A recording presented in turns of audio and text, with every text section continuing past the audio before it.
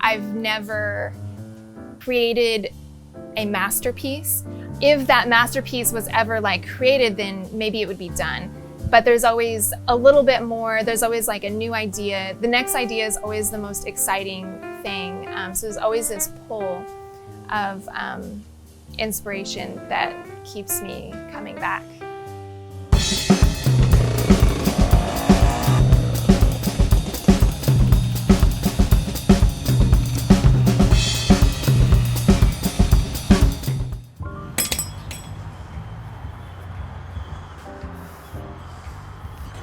Well, good morning and welcome back to the Quest for Zest. I am here in beautiful Taylor, Texas. Got myself some Joe here at the local coffee shop, and soon I am going to be headed to meet Molly Mansfield, a brilliant oil painter working out of a tiny studio bus, and I'm just so excited to see her work and hear about her process. So I'm gonna get caffeinated and we'll get to it.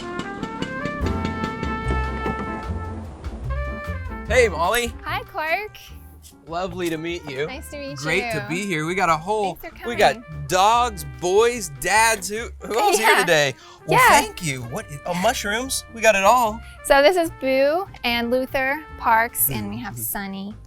And then my husband Sasquatch, and our dog Daisy. Daisy is having a great day. Great She deal. is. Well, thanks for welcoming us. I'm so excited to see your work and hear about your journey, your process, and especially your studio. You got a beautiful thing going here. Yeah, thank you. So yeah, this is our home, and studio's in the backyard. Well, there it is. Look at it. That is so Yeah. fun. What a cool studio. Wow, I am so excited to get in here and take a look at where you're working. Yeah. Oh my goodness, what a great space. So this is the studio. I can totally see how you can just like settle in and really get in the zone on some work. Yeah, yes, it's been so incredible to have like a designated workspace that's, you know, accessible to the home but outside of the home, and I can just leave my mess out, not have to worry about like little fingers getting paint all over them. I'll stand here and then like set up my still life over there on that side of the table, and then this guy just kind of can move around with my palette wherever I'm standing. How has having this space and this bus like changed your practice? Yeah, I think it's allowed me to work a lot larger. When I was painting in the house, I was kind of limited to just being able to work on small paintings. Yeah. So the big stuff came as a because of the bus. Definitely. Cool. That's awesome. Small bus, big painting. Yeah. I like it. I know. It's about the biggest I can fit in here, I think. But So this is pretty close. Do you ever take them out of the bus and it looks different? yeah, definitely. Like perspective or size wise? That definitely is. I'm finding that to be a limitation of this space, but you know, I'm just making it work because I can't really step that far back to be able to see what I'm looking at. But if I feel like I really need to do that, I'll just take it out and look at it outside. Usually Easy enough. Yeah, usually I do that just to like once I kind of block in my composition, just to nail down and make sure I got everything in the right spot. My painting journey has definitely been a journey. It's been an evolution, and I've been painting for about 16 years, and I started oil painting, doing things, you know, in the similar style of what I'm doing now. But when my first boy, Luther, was born, I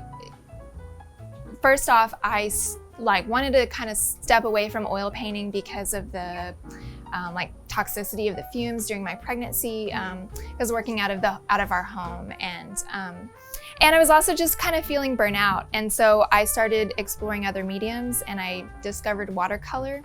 And I did a 100-day project, so where I painted a tiny succulent every day for 100 days. That project was so good for me, and then just like kind of discovering that new medium that was accessible to me as a new mom. It was easier to just like clean up. It was easier to like start and stop any point in the painting, and Yeah, it just really kind of was like a breath of fresh air, and all of a sudden I started feeling inspired again. And actually, when we moved to Taylor 3 years ago, I was like just overwhelmed by the landscape out here because it's farmland. It's a bunch of farmland out here. There's not a whole lot of trees, so it's very open, and you can see all the like rolling hills. And I really wanted to paint it, but like watercolor wasn't going to cut it. So I started oil. That's when I kind of delved back into oil painting. What introed you to like painting in general? Like, did you do any school for it or self-taught? Yeah, I'm self-taught. It's hard to say like when I started painting because I've always done creative things. My parents are both, they own a garden center. They're both very creative, and they were always giving me, my mom especially, like was always giving me like, you know, jewelry making supplies and cross stitch and, you know, every kind of craft. When I was in high school, I took my first oil painting class. And so that, I kind of think of that as when I started painting seriously. And then after that, I just took like painting workshops from individual artists, and then did a lot of studying of old masters at the library and stuff like that. I've been following you for a while now, and you make a lot of work, like a lot of paintings. And then I show up here and you've got 4 boys that you're homeschooling. How do you, like, what's your process? Are these ideas happening during the day and then you just crank it out in the evening, or do you jump in the studio, jump out, say, hey, y'all handle this? Like, how do you create so much? Yeah, well, my husband, Sasquatch, and I are a team, and we've gotten really good at, we've kind of figured out our system and refined our like communication. And so we do a lot of like juggling. So I typically paint at night after my kids are in bed. They're still young, they're still going to bed pretty early. So I can paint from like 8 to 11. And then we'll have days where like he's working, and then days where I'm painting all day.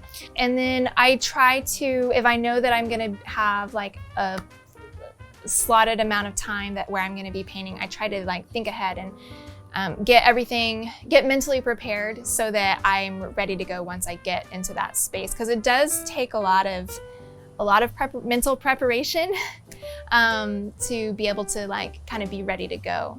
So I try to do that.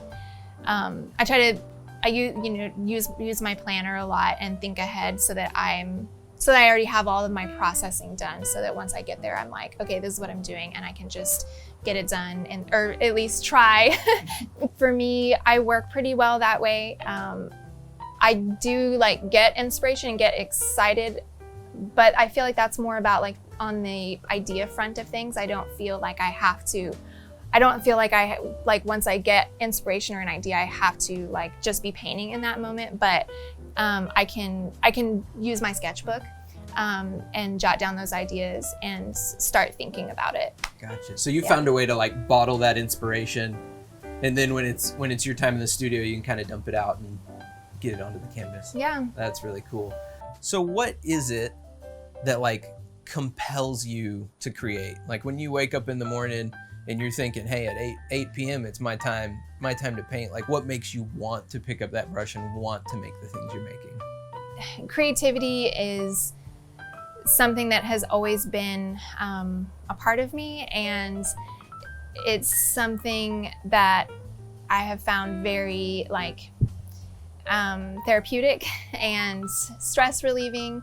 So in that sense, it's very helpful, but it definitely does feel like a need and like just a deep desire, or there's this outside force that's like pulling me to want to make something and to keep making things. And I think there is a part of just being a little bit unsatisfied, or like I've never like created a masterpiece.